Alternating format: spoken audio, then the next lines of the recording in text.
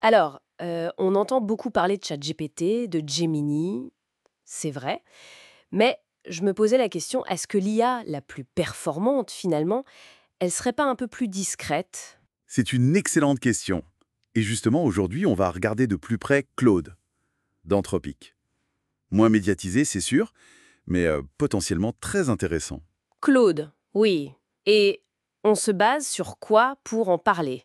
On a un article assez fouillé qui évalue la version Claude 3.7 Sonnet. Il faut juste préciser, Sonnet, c'est leur modèle intermédiaire. Pensé pour l'équilibre performance-rapidité, quoi.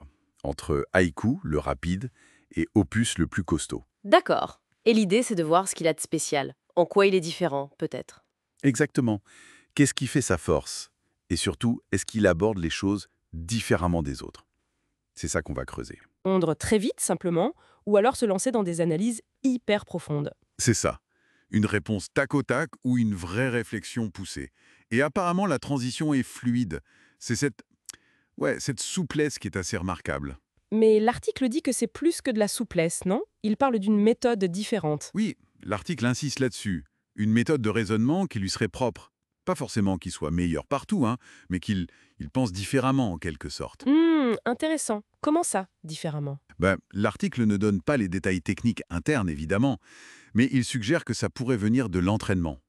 Peut-être une priorité mise sur la cohérence logique, plus que sur la simple probabilité du mot suivant, tu vois. Je vois. Une approche un peu moins statistique brute, peut-être plus structurée, C'est une justement. piste, oui. Et pour illustrer ça, il donne un exemple assez costaud. Ah oui, c'est Lequel? fort. On a demandé à Claude de proposer une politique de gestion de l'eau pour une nation fictive, en pleine crise. Et il fallait concilier euh, la durabilité, la croissance éco et l'équité sociale. Ah ouais, carrément. Le genre de problème où il n'y a pas de solution parfaite, quoi. Un vrai casse-tête. Exactement. Et c'est là que cette fameuse méthode différente semble intéressante. Gérer ces tensions, ces objectifs un peu contradictoires, structurer une proposition cohérente qui intègre le climat, l'éco, le social. C'est clair que ça demande un raisonnement complexe. Et Claude s'en sortirait bien d'après l'évaluation. Apparemment, oui. Il articulerait bien ces différentes dimensions pour proposer quelque chose de construit. D'accord. Et au-delà de la politique fictive, est-ce qu'il gère bien les chiffres, les données, l'analyse de données, par exemple? Oui, l'article aborde ce point. Si on lui donne un jeu de données, il serait capable d'identifier les grandes tendances. Ça, c'est la base. Mais aussi les trucs bizarres, les anomalies. Voilà. Repérer ce qui sort du lot. Et surtout ça, l'article le souligne bien, il sait ensuite communiquer les résultats. Communiquer. C'est-à-dire, Rendre ça compréhensible, générer des synthèses claires, proposer des graphiques pertinents. C'est pas juste mouliner des chiffres, c'est aussi les expliquer. Un peu comme un data scientist en fait. ok, donc raisonnement complexe, analyse et communication de données, et l'article mentionne aussi la créativité. Et la logique. Il parle d'écriture créative avec contrainte. Ça m'intrigue ça. Ah oui, ça c'était un autre test. On lui a demandé d'écrire une histoire, mais en imposant pas mal de règles. Genre, Un style précis à respecter, garder le même point de vue narratif tout du long, utiliser certaines figures de style, et surtout, une fin surprenante mais logique. ah, le défi. Et alors? Il a réussi? D'après l'article, oui. Et pas juste en cochant les cases.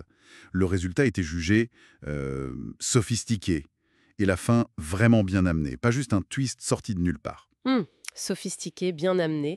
C'est toujours un peu subjectif ça. Est-ce qu'on sait pourquoi c'était si réussi par rapport à d'autres IA sur ce genre d'exercice? L'article ne fait pas une comparaison directe modèle par modèle sur ce point précis, mais il insiste sur la cohérence générale du récit. La fin, même inattendue, découlait vraiment de ce qui avait été posé avant. C'est ça qui était fort. D'accord. Et la logique pure alors? Et il est aussi mentionné qu'il se débrouille bien sur des problèmes de déduction en plusieurs étapes. Et point très important, il peut expliquer son raisonnement. Comment il est arrivé à la solution. Ah, ça c'est crucial. La transparence. Exactement. Comprendre le comment, pas juste avoir le résultat. Donc, si on essaye de résumer un peu tout ça, Claude 3.7 Sonnet, ce serait un outil hyper polyvalent, capable de jongler entre politique publique, chiffres, littérature et même codage et logique, si j'ai bien compris. C'est tout à fait l'idée. Sa force ne viendrait pas d'une seule compétence exceptionnelle, mais de cette Flexibilité, oui. Oui. Et surtout de cette approche peut-être un peu différente dans le fond. Une approche singulière, donc. Voilà, l'article le voit vraiment comme un concurrent sérieux pour les géants comme ChatGPT ou Gemini. Pas en les imitant, mais en proposant une autre façon d'être intelligent, si on veut. Ce qui est intéressant, c'est que ça montre qu'il n'y a peut-être pas une seule voie vers l'IA performante. C'est ça.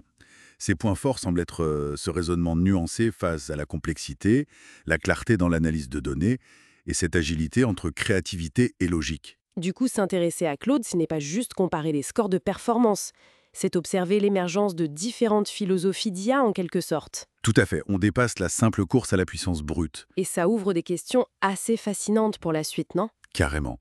Qu'est-ce que ça nous dit, cette existence d'approches distinctes comme celle de Claude, sur la nature même de l'intelligence qu'on essaie de créer? Est-ce qu'on va vers une seule super IA ou plutôt vers un écosystème d'intelligence artificielle diverse? Avec chacune ses forces, ses faiblesses, sa propre personnalité presque. Peut-être bien. Chacune avec sa manière de penser.